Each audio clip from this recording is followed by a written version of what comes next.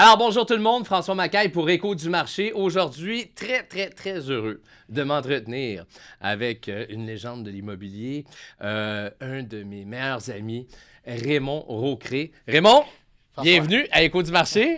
Tu vas bien? François. Ça va bien, toi? Tellement heureux de t'avoir après tout ce temps-là que je te demande de venir. Puis Raymond, Après plusieurs menaces. Oui, plusieurs menaces. Là, j'ai pris les grands moyens. Hein? Je suis arrivé chez eux avec...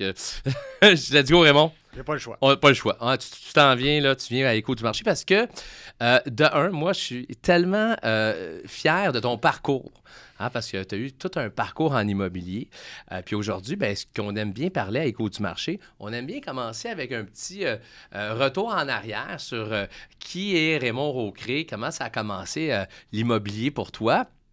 Après ça, le cheminement en immobilier. Puis après ça, on va terminer ça en parlant du futur de l'immobilier. Puis au travers de ça, ben, on va voir, parce qu'on a, moi et Raymond, je dois vous dire, mesdames et messieurs, il y a quelque chose qui nous unit. Il y a beaucoup de choses. Il y a beaucoup de choses. Tu vas dire.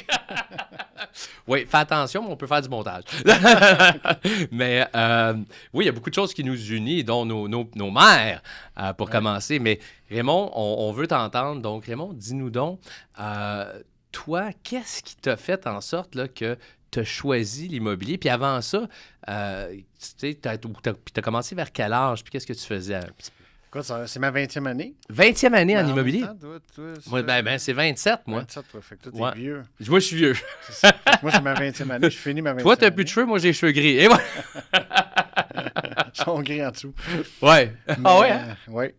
Fait que, dans le fond, moi, je suis venu aider ma mère. Parce Ouais. que ma mère avait des problèmes. Ben, ma mère, tu t'en souviens, Ouais. on sait l'histoire, pour faire un recap, c'est que ta mère et ma mère, c'était les deux plus grosses courtiers dans ce temps-là. Toi, ta mère plus à Montréal, ma mère plus à Rive-Nord. C'est ça. Puis ils faisaient beaucoup d'événements ensemble. Puis on se connaissait interposés, mais on n'était pas proches dans ces années-là. Là. C'est ça. Moi, j'entendais toujours parler de Raymond, avec Raymond. Puis quand je voyais ta mère, puis Mike, il parlait tout le temps de Raymond. Puis c'est bizarre comment que je comprends pas comment ça a pris tant de temps Tant de temps. qu'on se rencontre, puis qu'on entendait parler de nous deux tout le temps. Disons qu'on essaie beaucoup de rattraper ce temps perdu. Oui, c'est ça.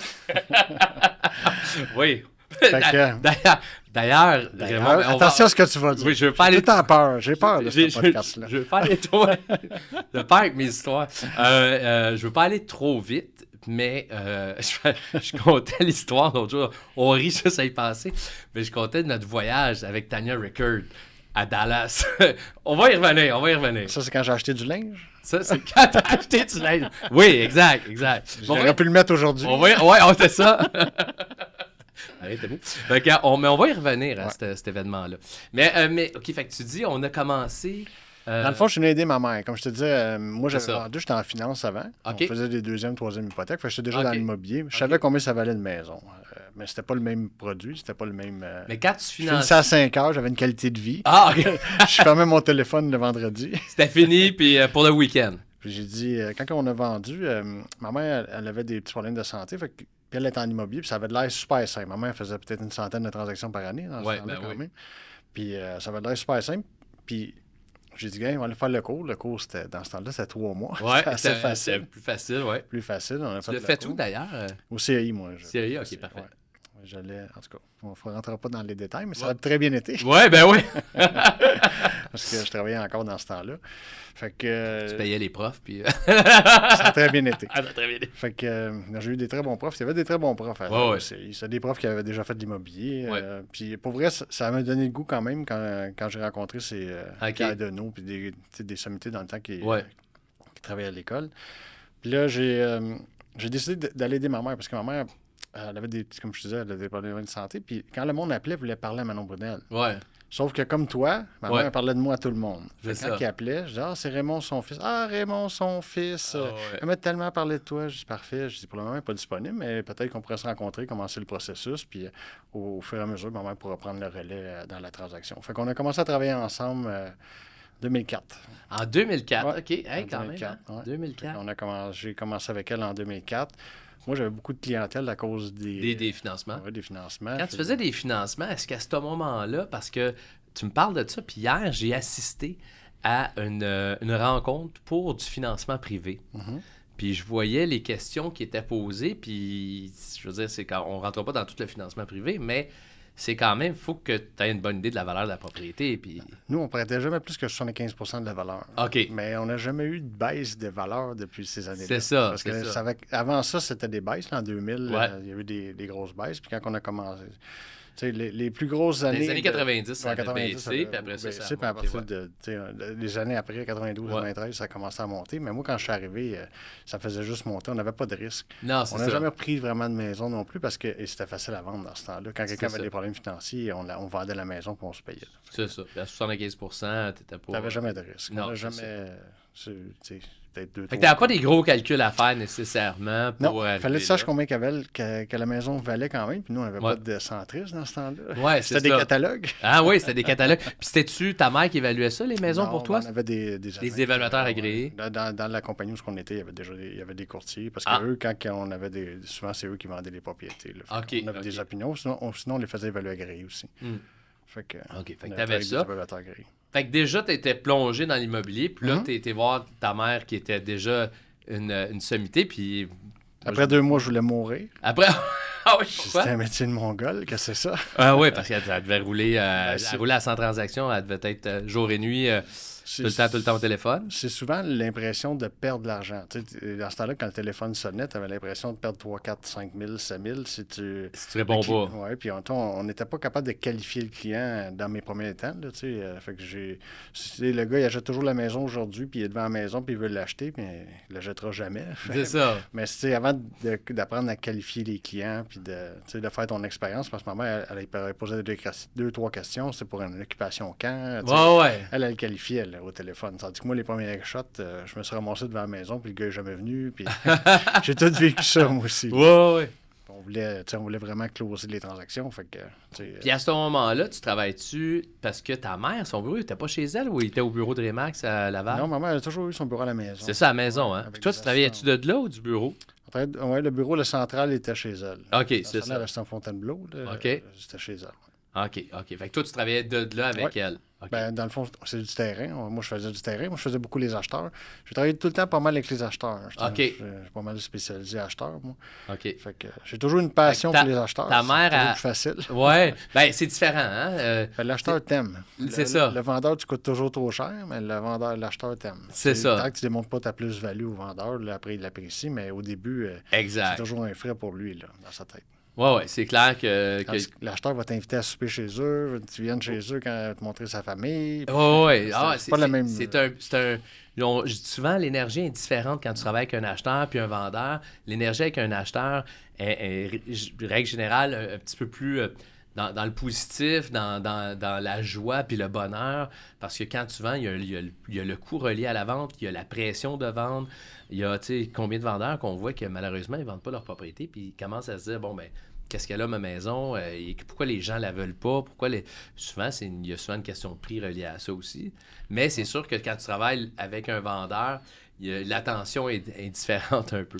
C'est sûr, un vendeur, c'est toujours d'avoir l'équilibre. C'est le produit, la mise en marché qui est le courtier ou la maison qui est le produit là, qui est c'est le ça. Problème. Souvent, c'est de faire l'équilibre. Le courtier, c'est ça qui sert, faire l'équilibre dans les trois. Exact. Sinon, on baisse le prix, on va l'aider à vendre. On fait une meilleure mise en marché, on va l'aider à vendre. C'est tout s'équilibre. C'est le meilleur l'équilibre dans les trois pour avoir le meilleur prix. Puis quand tu as commencé, tu dis que tu faisais plus les acheteurs. Ouais. Est-ce que tu en faisais quand même des vendeurs ou c'était systématique, ça allait à ta mère à ce moment-là, puis toi, c'était les acheteurs? On était associés. Quand je me suis venu, comme je te dis, elle ne pouvait pas faire beaucoup de terrain. Ouais. Fait que moi, je la conduisais, on allait dans les inscriptions.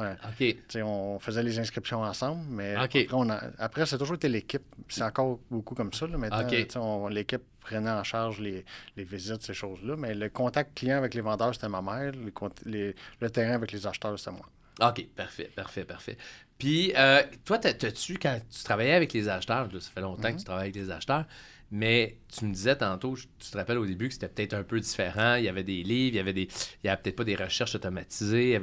Est-ce que tu trouves que d'acheter une propriété, c'était-tu plus long dans le temps ou ça n'a pas changé vraiment, c'est aussi long aujourd'hui ou ça peut être vite dépendant du client? C'est sûr que depuis le COVID, il n'y a rien de comparable. Okay. C'est sûr que le COVID a fait pour les acheteurs, pour les courtiers acheteurs, ça a été le pire temps que j'ai vu en immobilier parce que nous, toi aussi, tu fais beaucoup des acheteurs. On a des grosses banques d'acheteurs. c'était la manne pour nous parce que personne ne faisait des acheteurs. C'est ça. C'était plus facile de développer un marché, cibler les acheteurs, puis c'est tous des systèmes qu'on a... Parce que c'est toi qui me coachais. On va y revenir. Je peux pas le dire. on va en parler après. OK. Mais qu'on se rende à cette étape-là. Mais dans le fond, c'est comme tu disais, avant, ça a toujours été semblable, la façon de travailler. Aujourd'hui encore, c'est aussi semblable, c'est juste qu'il n'y a pas d'inventaire. Okay. Un marché pas c'est d'inventaire. plus une question de, justement... je suis content que tu en parles parce que la situation du marché, puis on parle d'écho du marché, on veut toujours sensibiliser les téléspectateurs qui nous regardent, parce que ceux qui nous regardent, c'est soit des courtiers immobiliers ou on a beaucoup d'acheteurs et de vendeurs. J'ai des clients qui sont un petit peu partout au Québec qui vont voir ça. Même qu'on a des gens au Portugal qui écoutent, mais surtout in English. We can talk in English. Donc, oui, maintenant qu'on a une branche là-bas, les gens de là-bas commencent à nous regarder. Mais c'est ça, mais les gens veulent savoir, surtout, c'est ça, on parle parce qu'on on apprend à te connaître, puis après ça, on rentre dans... On veut parler du marché. Fait que je suis content que tu en parles parce que les marchés changent. Il faut s'ajuster. Il faut s'ajuster. Fait que ça, c'est la clé. Puis il faut s'ajuster avant qu'ils changent. Avant qu'ils changent. Mais ça, c'est dur parce que là, il faut prévoir. Fait qu'il faut s'ajuster quand on voit les changements arriver, puis il faut être rapide. C'est d'avoir plusieurs systèmes. Ouais. Fait que c'est en tant que chef d'équipe, ou comme toi qui a beaucoup de courtiers, tu peux pas dépendre d'un système. Non. Nous, on a fait beaucoup d'acheteurs. Fait que 70% de nos transactions, c'est des acheteurs. Ouais. C'est beaucoup. Puis là, tu trouves-tu que depuis la COVID, ça a changé ou tes ratios sont à peu près les mêmes, c'est autant d'acheteurs que de vendeurs? Non, pendant le COVID, c'est vraiment l'inscription qui nous a tenus. Là, parce qu'on était chez beaucoup d'inscriptions. On s'est reviré vite en inscription parce que côté acheteur, les courtiers étaient brûlés. Là. C'était 15-20 offres. Là, on sent un équilibre qui est en train de revenir pour ça. Les acheteurs commencent à revenir. Là, les taux vont baisser. Là, il faut que les acheteurs bougent tout de suite parce que tantôt, on sent qu'il va y avoir encore un... C'est ça, hein? C'est ça qui est quand même assez fou. Là. J'en parlais ce matin, j'avais mon meeting d'équipe. Puis là, on est dans une passe où les taux d'intérêt officiellement ont baissé, mais ils n'ont pas baissé encore. Ils vont continuer à baisser peut-être. Puis ils vont continuer à baisser probablement en septembre. C'est le temps d'acheter là. C'est le temps maintenant. Buy now. fait que, oui, effectivement, puis on ne sait pas, on n'a pas de boule de cristal, mais ce qu'on voit venir, c'est que l'inventaire, elle ne remonte pas tant que ça rapidement. Je m'attendais à une augmentation de l'inventaire beaucoup plus rapide en 2024. Surtout que l'économie a ralenti, fait qu'on s'attendait à ce que les maisons rentrent sur le marché. Là. C'est ça. Sauf que là, ils baissent les taux, puis les maisons ne rentrent pas. Puis le monde ne change pas de maison aussi. Le plus gros problème que moi je vois présentement, c'est que le monde ne change pas de maison. C'est ça. Ils restent dans la leur, ils l'agrandissent, même s'il manque des chambres, ils vont vivre dedans quand même parce qu'ils ne savent pas où ils s'en vont. Exact. C'est ça qui crée le manque d'inventaire. Parce que si tout le monde tournerait. C'est ça. Là, on change, on bouge, on déménage, on est tanné de la maison, on va avoir plus grand. L'autre vendrait la grosse, puis c'est ça qui faisait l'inventaire, dans le fond. Là, ceux qui vendent, c'est souvent les séparations, les gens qui vont en résidence. Ceux qui n'ont pas le choix. C'est ça. Fait que des motivations très, très, très plus motivées. Plus motivées. D'ailleurs, j'invite les gens, je l'ai déjà dit, je vais leur dire, j'invite les gens à regarder, d'aller sur centris.ca. Puis le premier chiffre que vous voyez, c'est le nombre de propriétés. Comme ce matin, c'était à 63 400 environ. Donc, au plus fort de la COVID, en février 2022, février-mars 2022, on était à 35 000. Par un exemple, on était à 63 000. Avant, c'était 100 quelques mille. Mais avant, c'était 100 quelques mille. Puis là, depuis l'automne passé, l'hiver, on se tenait vers 57 à 60. Là, on a passé vers la fin de début de l'été à 63. Mais c'est stable depuis entre 62 et 64 depuis le début de l'été. Fait que c'est ça, il y a pas de... Ça l'augmente pas beaucoup. On va voir comment ça va se passer là, avec l'automne. Mm-hmm. Mais... Comme tu dis, les taux d'intérêt qui vont baisser, ça va stimuler davantage les achats. Puis on va voir comment va se comporter les vendeurs parce que il y a une autre chose, puis j'en ai parlé avec plusieurs personnes en finance, mais là, présentement, il commence à avoir des reprises. Il y a des gens qui arrivent, là, ils renouvellent leur prêt, puis là, idéalement, ça va probablement aider. C'est pour ça qu'ils veulent continuer à faire des baisses, parce que là, quand tu renouvelles ton taux de 2 à 4,5, de 2 à 5, plus le même paiement sur une hypothèque de 700 000, 700 000. Là.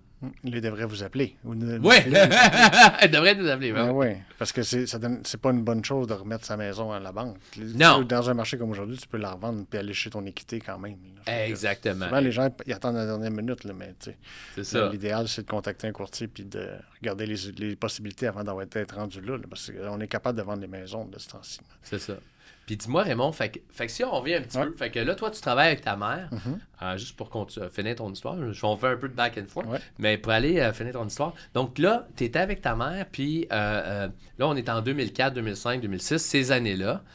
Puis là, comment ça se passe? Est-ce que dans ce temps-là, t'as-tu l'idée, tu te dis, OK, je suis en équipe avec ma mère, t'as-tu l'idée d'avoir d'autres courtiers? T'as-tu l'idée... y a-tu... parce que, tu sais, à un moment donné, on va y arriver, à un moment donné, tu te dis, OK, je vais partir mon équipe, je vais grossir une équipe. Ça, mais à cette période-là dans ta vie, est-ce que tu as ça comme minding ou c'est plus, regarde, on va bien se débrouiller, on fait de l'argent, puis on roule, puis that's it? On avait un bon volume à 2, 3, puis des fois, on avait un buyer agent, comme tout le monde avait des buyer agents dans ce temps-là, puis on avait des assistantes. Nous autres, on a toujours travaillé avec 1 ou 2 assistantes. Là, même encore aujourd'hui, j'ai toujours 2 ou 3 assistantes. C'est sûr que dans ce temps-là, je ne savais même pas c'était quoi une équipe. Il n'y avait pas d'équipe vraiment dans ce temps-là. Les premières équipes, c'est pas mal tout qui les a partis. Tu sais, Georges, puis ces gens-là, Nancy, c'est eux qui ont parti les premières équipes. Là. Mais dans ce temps-là, il n'y avait pas vraiment de. C'était 2-3 personnes ensemble, peut-être, qui formaient. C'était pas commun. Là. Non. C'est ça. Fait à ce moment-là, tu n'avais pas nécessairement, tu disais pas, je vais me bâtir une équipe, puis je vais faire ça. C'était plutôt, on travaille ensemble. On est une équipe, mais on travaille ensemble, puis on va faire ça comme ça. Puis qu'est-ce qui a fait que ça a changé à un moment donné? Bien, premièrement, j'ai dit, je finis, je ne peux plus capable de faire ce métier-là. C'est un métier de mongol. OK. On fait 12 heures par jour, 15 heures par jour. C'est beaucoup de gestion, c'est beaucoup de terrain. Fait que c'est sûr qu'il y a une meilleure façon de le faire. C'est ça. C'est quoi la meilleure façon de le faire? Là, est-ce que je suis rendu là à le dire? Oui, c'est ça, on est rendu là. Là, j'ai mon chum François. Oui. Qui est dans ses débuts, qui me dit, hey, j'ai mon chum Craig qui vient à Montréal, viens voir ça. Fait que là, j'ai dit, OK, on va aller voir qu'est-ce que ça donne. On faisait beaucoup de coaching. On les a toutes faites. Là. C'est ça, puis on va en parler aussi. On a fait beaucoup de coaching. Puis là, j'arrive dans la salle, puis là, il dit... la première chose qu'il dit quand je rentre dans la salle, il dit travaillez-vous avec un acheteur que vous endurez parce que vous allez peut-être faire une commission avec lui. Puis, ça, c'est Craig Proctor qui dit ça. C'est ça, moi qui parle. On a tout un acheteur qu'on voulait savoir. Aimeriez-vous choisir vos clients puis avoir trop de clients que vous pourriez même en donner aux autres? Je dis, c'est qui lui? C'est un fou, ça. Ça existerait, tout le monde le ferait.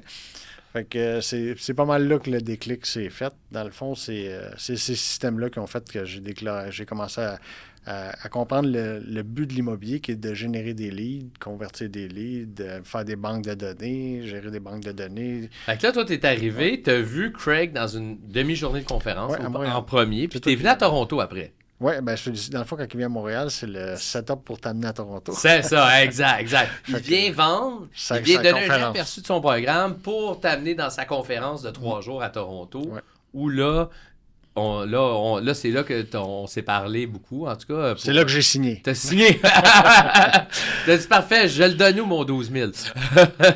La raison que j'ai signé, c'est parce que t'étais mon coach. Oui. Là, on peut en parler. Oui, on peut en parler, oui. Non, c'est ça. Oui, je me rappelle, tu te rappelles quand tu venais au bureau, c'est ça. Fais attention à ce que tu vas dire. Rien à dire contre les gens de Sutton, mais tu te rappelles que j'avais à ce moment-là le bureau, puis là, on faisait du coaching, puis je partais. Tu sais, je me rappelle, moi, je prends l'avion dans 2 heures. Je dis, mais va-t'en! Ouais. Ça, c'est François Macaire, ça. T'as pas changé, hein? Non. Ça peut nous arriver encore. Ça peut nous arriver. Tu as un autre drink? Non, faut que je parte de mon avion dans 2 heures. Ouais, c'est ça. Oui, un après l'autre. Ouais. Mais ça a été bien. Puis dans le fond, c'est vraiment... Tu sais, le premier livre que tu m'as donné, Millionaire Real Estate Agent, que tout le monde devrait lire, c'est la de l'immobilier. Ça a été créé en quoi, ça, 95, 2000? Je sais plus chose de même, là, Gary Keller, Gary Keller, qui est... Je dis toujours, d'ailleurs, c'est vraiment un excellent... Toujours quelqu'un qui me demande, mais j'étais à une conférence à Ottawa, j'étais sur un panel d'invités de courtier avec Nancy, qu'elle a fait une présentation, puis... quand ils m'ont demandé mes meilleurs livres, j'ai dit ça demeure un de mes meilleurs livres que j'ai lu en immobilier, tellement que c'est bien écrit. Puis, c'est encore d'actualité. C'est encore d'actualité, puis c'est concis, tu sais, tous les niveaux. Fait que tu peux le lire. Moi, je l'écoutais dans ce temps-là en CD dans l'auto. Ouais. Parce que en CD? Ouais. Hein? Je l'ai encore. Je te l'amène. Fait que, dans le fond, non, mais je pense que excuse, mais je pense que tu as toujours mon cartable de Darren Hardy. Je sais pas de quoi tu parles. J'ai un cartable. J'ai cherché l'autre jour, j'ai dit, il est où? Où est-ce qu'il pourrait bien être? On en reparlera hors d'onde. Je suis pas supposé avoir ce cartable-là. Pas supposé. Chez You. C'est pas moi qui l'ai, mais chez You. Il y a quelqu'un qui l'a. Non. C'est bon. Il est en sécurité. C'est en sécurité, ça. Fait que c'est ça. Puis écoute, encore aujourd'hui, même je le réécouterais. Puis tu sais, on veut se rendre tout au 7e niveau. Là. Fait que c'est sûr que quand tu l'écoutes, tu es au 2e, tu es au 3e. Souvent, les courtiers ne savent pas quand c'est le temps d'engager ou des choses comme ça. Puis là-dedans, c'est tous les indices qui c'est sûr qu'il faut que tu tailles en ligne, puis il faut que tu investisses souvent. Puis oui, puis c'est quelque chose qui, tu sais, ça prend aussi le désir. Tu sais, moi, je me rappelle, il y avait une courtière qui était à l'époque, ta mère est partie, elle est allée à Laval, elle s'est établie, devenue la reine de Laval, ma mère était la reine dans le coin de Montréal, puis il y avait à la Chine, précisément, ma mère, elle avait une compétitrice de Royal Lepage. Puis, quand j'ai commencé, souvent, c'était soit il appelait elle ou ma mère, c'était les deux qui étaient fortes, surtout dans le milieu anglophone. Francophone, ma mère, elle gagnait souvent, mais anglophone, l'autre des fois, tu sais. Puis l'autre, à un moment donné, je parlais, ben smart, puis je me disais, hey, quand ma mère, elle a laissé, puis l'autre, elle a continué. Puis je disais, pourquoi tu ne fais pas une équipe? Pourquoi tu dis, ben là, j'ai eu quelqu'un, mais ça n'a pas marché. Là, mais tu sais, à un moment donné, je voyais bien que, tu sais, quand moi, je commençais des équipes, je pensais que tout le monde voudrait faire ça, mais à un moment donné, je me suis rendu compte qu'il y a plein de courtiers, tu sais, qui sont courtiers, qui veulent faire leur affaire par eux autres, même qui, techniquement, qui auraient peut-être le volume pour développer une équipe, mais c'est pas dans leur intérêt ou c'est pas leur vision des choses. Puis si tu n'as pas cette vision-là, c'est-à-dire, c'est là que je veux me rendre, parce que tu parles des 7 niveaux. Le 7e, c'est... 7e, c'est tu restes chez vous, puis le monde t'envoie de l'argent. Voilà. C'est celle-là qu'on veut. C'est ça. OK. On s'est rendu à plusieurs niveaux, là, mais celle-là, on l'a essayé, mais c'est pas payant. Il faut faire attention. Quand tu peux sortir de ta business, puis ta business continue de progresser. C'est rendu une compagnie. C'est rendu, ouais. Puis c'est rare, c'est quand même assez rare. On a vu plusieurs réussir. Ouais. Mais la profitabilité est très faible rendue là. Fait que ça prend des gros volumes. Ça prend des gros volumes, exactement. Ouais, on va revenir à la profitabilité. On en parlera. Mais là, je reviens un petit peu à ça parce que le coaching, parce que je trouve que c'est un élément important. Tu parles de ça. Toi, tu as décidé de faire du coaching à un moment donné. Puis, tu sais, il y a quelques programmes de coaching qui existent au Québec. Il n'y a pas de temps. Mais moi, c'est ce qui a fait la grosse différence dans ma vie. C'est sûr, j'ai bien parti comme toi avec ma mère. Puis après ça, ben ça a été ma rencontre avec Craig Proctor qui a fait en sorte que j'ai appris comment générer des leads, puis toi aussi. Fait que parle-nous-en un peu. Fait que toi, ça a été déterminant. Ça a été quoi la progression ou le changement, mettons, de dire avant, je commence vraiment du coaching à générer des leads, puis après? C'est beaucoup le terrain, parce qu'on faisait du terrain. Dans le temps, on faisait peut-être, je sais pas, 75-100 transactions sur le terrain, là, avec un courtier ou... le but dans ce temps-là, moi, j'ai compris... je te suivais, fait que c'était plus facile aussi, parce que toi, tu l'avais déjà implanté. Tu sais, quand tu suis... Puis dans ce coaching-là, on suivait des courtiers qui sont dans d'autres villes. Parce qu'on sait qu'au Québec, des fois, les gens sont un petit peu plus réticents à partager, à part toi, qui est le seul humain courtier qui donne toutes ses affaires à tout le monde. Mais je veux dire, tu sais, c'est moins commun au Québec. C'est moins commun, mais dans ces conférences-là, nous, on en faisait partout. Plusieurs fois par année, on allait partout en Amérique du Nord, puis on rencontrait des gens qui l'ont implanté ou en Floride, San Diego, qui étaient partout, puis ils nous donnaient leur système. Exact. Après, tu prenais le système, tu revenais, tu l'essayais. Fait que c'était... Quand tu as compris le principe du lead, convertir le lead, puis le nurture, je ne sais pas comment le dire en français, mais de continuer à l'alimenter, de les quantifier, puis mettre des systèmes en place. C'est beaucoup ça a été beaucoup d'implantation, c'est essai-erreur. Mais quand tu vois des autres le faire avant toi, souvent tu sauves du temps puis des erreurs à pouvoir faire ça. Mais il faut tout le temps que tu te renouvelles aussi. Ouais. La question, c'était de... non, mais le coaching, comment ça... Qu'est-ce qui a fait la différence? Non, mais comment ça t'a aidé? Là, tu sais, t'es passé, mettons, d'une centaine de transactions à combien après? On a monté avant COVID, 175 transactions. Fait que 175 transactions. 150 et 175 transactions. T'as à peu près doublé ton chiffre, ton nombre de transactions avant puis après le coaching. C'est la qualité de vie qui a changé. C'est sûr qu'on travaille beaucoup sur la business. Ouais. Mais on fait plus de terrain. Fait que moins de terrain. C'est que maintenant, je pense que tu fais moins de terrain. Là, j'en fais plus. T'en fais plus. Mais en fait... On va en reparler. On va en reparler demain. Non. Mais ça te donne la possibilité, puis je pense que... Puis ça, c'est... J'en parlais avec mon beau-père Jean-Luc, justement, on joue au golf, puis dimanche, puis j'étais comme... Tu sais, l'affaire qui arrive, c'est qu'à un moment donné, c'est de voir les possibilités qui existent. Ouais. Alors, qu'est-ce qui existe? L'essayer aussi. Oui, puis je regarde notre mentor, toi aussi, je pense que c'est ton mentor, Darren Hardy. Mm-hmm. Tu sais, Darren Hardy, il dit, regarde, la différence entre celui que Joe Patate puis McDo, ben, c'est qu'ils n'ont pas la même vision. Tu sais, j'étais avec un autre gars, Maxime Duquette, que je salue, un architecte, un de mes amis. Puis il m'a amené à Saint-Bruno chez Crème Glacée Robert Val, je pense. Il dit, c'est ouvert depuis 77, tu sais. Fait que c'est bon, mais là, il y a 2 emplacements. Tu sais, durant ce temps-là, McDo, il est mondial.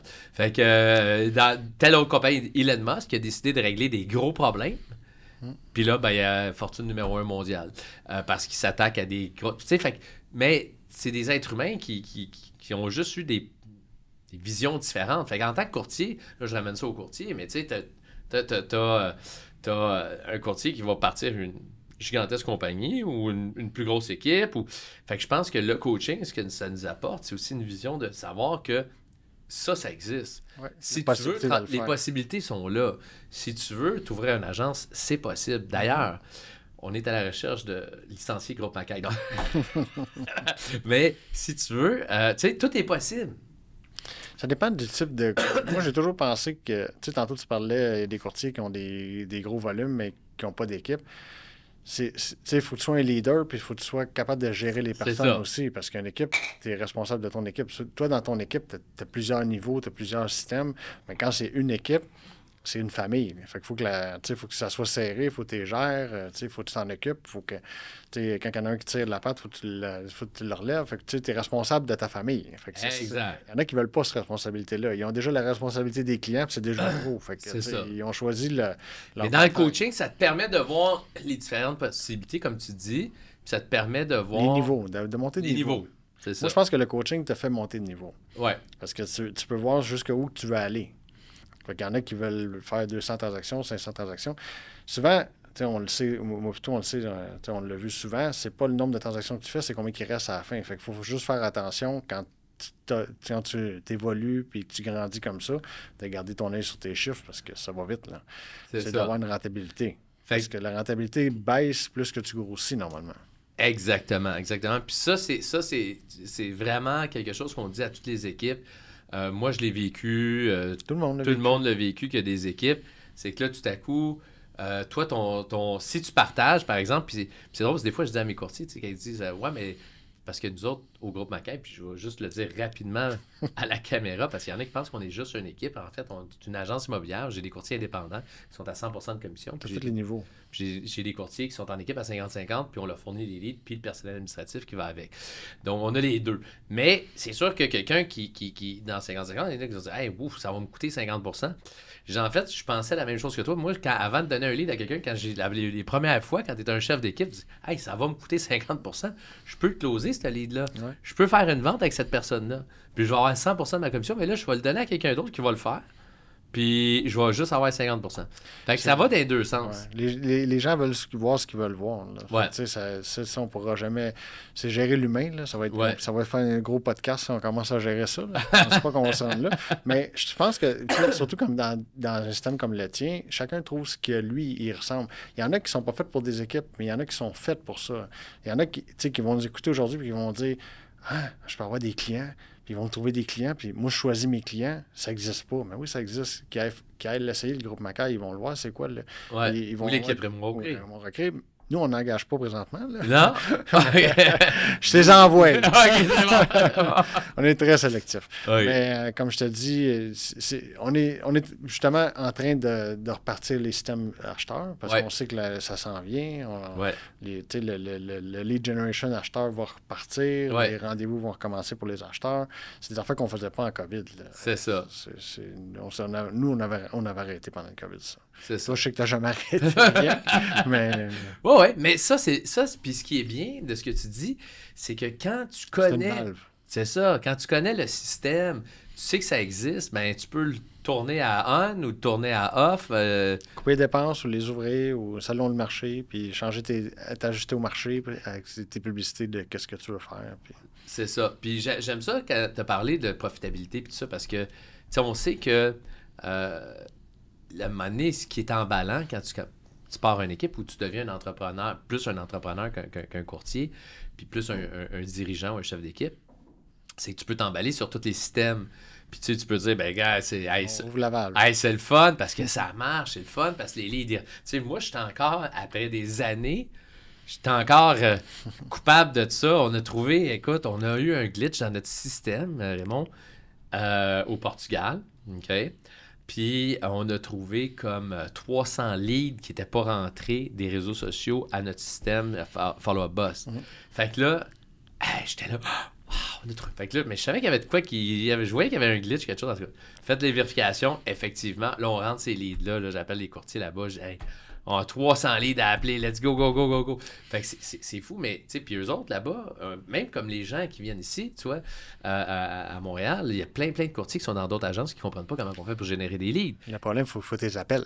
Oui, c'est ça. C'est après ça que tu reparles. Je me souviens des premières fois quand on regardait mes chiffres, tu m'inventes tes leads. Tu les appelles pas, toi. Donne-moi tes leads. Oui, c'est vrai. Là, c'est beau, tu as des leads, mais il faut les appeler.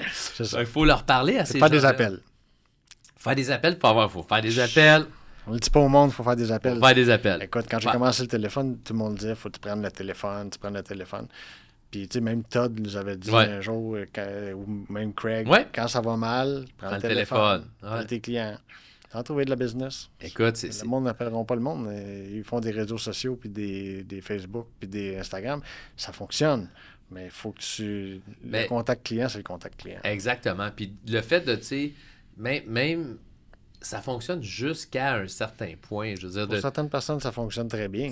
Oui, mais c'est tellement une minorité de gens qui vont être capables de vivre de pub de notoriété qu'on appelle, c'est-à-dire juste à présenter son image puis à dire de se mettre sur les réseaux sociaux. C'est pas souvent une raison assez convaincante pour qu'un client t'appelle. Faire affaire avec toi. Faire affaire avec toi. Pour te suivre, oui, mais te faire t'appeler. Ça, ils vont te suivre, ils vont dire, ah, gars, c'est le fun, on regarde ce courtier-là ou cette courtière-là sur les Moi aussi, j'ai su en cachette. C'est ça, tu sais, tu peux les suivre, tu te dis, ça a l'air le fun de leur affaire, mais est-ce que tu vas vraiment les appeler pour acheter ou vendre? Alors, ça prend des raisons crédibles. Là, maintenant, notre association ne veut plus qu'on offre de raisons aux gens de faire affaire avec nous. On ne peut plus donner de garantie. Je ne peux plus donner de garantie, non. C'est garanti qu'on n'en donne plus. On est garanti qu'on n'en donne plus. Alors, notre association, que je salue d'ailleurs, l'OSC, ça fonctionne. Ben oui, comment ça fonctionne? Mais ça fonctionnait très bien. Là, maintenant, on ne peut plus se démarquer ou très difficilement des autres parce que on doit rentrer dans un cadre très, très serré, puis on peut pas dire qu'on est meilleur. En fait, on peut... En tout cas, je ne rentrerai pas là-dedans. On peut pas le dire en public. On garantit rien. On peut pas garantir rien. On a le droit, ce qu'on me dit, c'est qu'on a le droit, on ne peut pas dire à quelqu'un, ben regarde, par exemple, si je réussis pas ça, je vais baisser ma commission, c'est une garantie de performance. Cependant, si on n'arrive pas à s'entendre, on peut baisser notre commission. On peut juste pas dire qu'on va le faire. Ouais. Tu peux le faire que tu veux, mais tu peux pas le dire. Ça, ouais. En tout cas, c'est compliqué, mais ce sont notre association et on se doit de les respecter, bien sûr, ce qu'on fait. Alors, mais oui, faut trouver des façons. Fait que ça va nous forcer, en fait. Moi, ça va me forcer à trouver d'autres façons de se démarquer parce que, tu sais, on n'est pas tous pareils. On fait pas tous les mêmes activités. Alors, il est faux de dire qu'un courtier qui est pareil. Puis on le voit, tu sais, aujourd'hui, j'en parlais avec mon meeting au courtier, tu sais, j'ai regardé... J'ai dit, tu sais, des fois, parce qu'il y a un courtier qui me dit, François, là, je suis retourné, j'ai réétudié telle affaire, tel principe de base que tu nous avais enseigné. Je me suis rendu compte que j'avais dévié Puis, ben, effectivement, vous devriez tous le faire, puis on devrait tous revenir souvent à la base de ce qu'on fait, puis de réétudier, puis de voir qu'est-ce qu'on a changé en cours de route qui fait en sorte que peut-être qu'on n'a plus les mêmes résultats. Puis là, je dis dans une équipe, ben, là, vous fiez sur l'autre qui vous dit quelque chose, mais l'autre, il fait une vente par 3 mois. Fait que j'ai dit, là, vous fiez sur quelqu'un, mais c'est plus moi là, que vous écoutez l'autre. Ça marche pas, là. Fait qu'il faut toujours s'assurer qu'on ait la bonne information. C'est comme quand on retournait dans les conférences. Des fois, je réécoutais Todd ou Craig parler de quelque chose. Là, tu dis, non, je ne l'avais pas perçu comme ça. Ça fait tellement longtemps que je n'avais pas vu cette section-là, ce module-là sur les acheteurs, sur les vendeurs, sur les références. Sur les présentations aussi. Tu sais, ça arrive encore aujourd'hui qu'un courtier va rencontrer un client, pas de présentation. Exact. Souvent, moi, je fais encore mes présentations. Aussi, ouais. Quand j'ai fini ma présentation, j'ai rencontré 3 courtiers, et c'est le seul qui a fait une présentation. C'est ça. Une présentation de service. Fait que, tu sais, comme tu disais tantôt, c'est là qu'on l'ajuste. Souvent, on essaie d'améliorer des choses qui marchent déjà. Oui, ben oui. Ouais, des fois. Un peu comme le script. Ouais, exactement. Il ne faut pas faire des scripts. C'est ça. C'est sûr que le script de base... il marche. Il marche. C'est Dans ça. le fond, c'est juste d'ouvrir une conversation aussi. Toi, là, mettons, tu as fait du coaching. Je sais que tu as fait beaucoup de coaching. Tu as fait Craig. Oui. J'ai fait pas mal tout ce qui existe, mais il y a beaucoup que j'ai été voir les conférences. Il y a beaucoup que j'ai pas embarqué en coach individuel, non. J'ai fait toutes les conférences de Mike Ferry, Tom Ferry. C'est ça. J'ai fait Host Coaching aussi, ici au Québec. Tout est bon. Puis tu as été vers quelque chose d'autre avec moi qui est différent un peu, qui est Darren Hardy, qui n'est pas nécessairement de l'immobilier, mais qui est de l'entrepreneuriat. Puis... Darren Hardy a changé ma vie. Darren Hardy, c'est l'équilibre. C'est lui qui a coaché tous les plus grands du monde, qui ont tous le même temps dans une semaine, mais qui ont un équilibre dans leur vie. Exact. Moi, tous les soirs, tous les vendredis soirs, à 6 heures, je suis avec ma femme puis je fais mon téléphone. Même si quelqu'un va mourir. C'est ça. Il va mourir, puis on va le réanimer après. On fait un test ce vendredi, on va l'appeler. Il y a des bonnes chances que je ne réponde pas. Mais tu sais, quand tu as une équipe, les appels sont transférés à la centrale. Il y a un courtier qui va répondre tout de suite. Les équipes, c'est ça que tantôt tu demandais ce que ça l'a apporté. Ouais. Ça l'a apporté aussi de servir le client souvent avec une... plus personnel, parce que quand je rencontre un client, souvent, moi, j'ai 2 courtiers qui se fait quasiment 10 ans, les deux, plus que 10 ans, une plus que 10 ans, puis l'autre près de 10 ans, qui sont dans mon équipe. Quand je rencontre un client ou quand je parle à un client au téléphone, je sais avec qui va avoir une affinité ou qui va être plus encadré. Là, tu vas pouvoir mieux gager, Fait que, tu sais, je dévie un peu, là, mais qu'est-ce qu'on disait tantôt, une équipe, plus que tu fais de volume, à un moment donné, plus que tu fais ces petits côtés-là, ils se perdent aussi. Là, exact. Ça dépend de ce que tu veux et ce que tu recherches. C'est ça. Dans ton équipe, tu peux avoir tous ces niveaux-là. J'en connais dans ton équipe qui font autant de transactions de moi puis sont dans ton bureau. Ben oui. Ça dépend de... Il y a ce que tu veux, ce que tu recherches, il y a tout ça. Mais aujourd'hui, tu sais que tout est possible. Tout est possible. C'est une question de comment tu vois ça puis comment tu vois l'avenir. Où est ta zone de confort aussi. Ouais. Des fois, il ne faut pas que tu restes trop longtemps dedans. Puis moi, ouais, parce que là, tu peux être confortable puis avoir de la difficulté à sortir. Devenir inconfortable, oui. C'est ça. Fait que là, il faut se pousser un peu puis redevenir un petit peu inconfortable pour augmenter si c'est ça qu'on veut. Puis d'ailleurs, ça, je comptais tantôt, puis je l'ai pas compté, mais je parlais de ça, de ce voyage à Dallas. Il est tellement un voyage. Tu te rappelles quand on est arrivé à l'hôtel, puis on s'en va dans notre chambre, puis après ça, tu m'appelles, parce que la femme nous avait dit à la réception, elle dit là, juste vous dire, vous pouvez pas sortir après 6 heures ou 7 heures. Puis elle avait dit, puis là, finalement, tu m'as rappelé, tu as dit, on n'est pas dans bon hôtel. Tu avais dit ça? On s'était trompé d'hôtel, l'hôtel c'est ça. Ouais, c'est ça. Le Marriott, ou je sais pas. On était pas à bonne place, puis il nous avait dit, c'est super dangereux. Bizarre que Darren Hardy fait une conférence dans un endroit très dangereux. On peut pas passer 6 heures le soir. On était allé complètement à l'autre bout de la ville. C'était toi qui avais réservé ou c'était Tania? C'est Tania qui avait réservé, mais c'est quand on est arrivé. Je m'en souviens pas. Là, je mets le dos sur elle. Ça, son dos, elle n'est pas là pour se défendre. Mais non, écoute, non, c'était toute une histoire. C'était toute une histoire. On a ri tout le long, mais... écoute... Pour vrai, on avait hâte de revenir. On n'était pas... J'en revenais pas. Fallait le faire pas à bonne place, en tout cas. Mais on a eu une belle conférence. Je comptais l'histoire que Tania m'avait dit, tu veux-tu faire 100 000 de plus par année? Oui, comment? Habille-toi comme du monde. Ouais! Habille-toi comme du monde. Là, on avait été acheter des habits... Orlando, je pense qu'on a fait ça. Acheter 2-3 habits. Puis... Ouais. Comment faire 100 000 de plus par année? Habillez-vous comme du bon. Habillez-vous comme du bon. Je ne prenais pas mon exemple. Ben là, écoute, on est à l'été, on relaxe. Moi, c'est parce que j'arrive de mon meeting. Ouais, toi, t'es beau bonhomme. Quand je t'arrive, j'ai dit, après ça, je vais mettre beau pour un podcast. Je me mets en t-shirt après le prochain. Je pensais qu'un podcast, on voyait même pas les gens. Eh oui. Fait que là, qu'est-ce qui s'en vient, mettons, Raymond Aucré, l'équipe Raymond Aucré, cette année, comment tu vois le futur?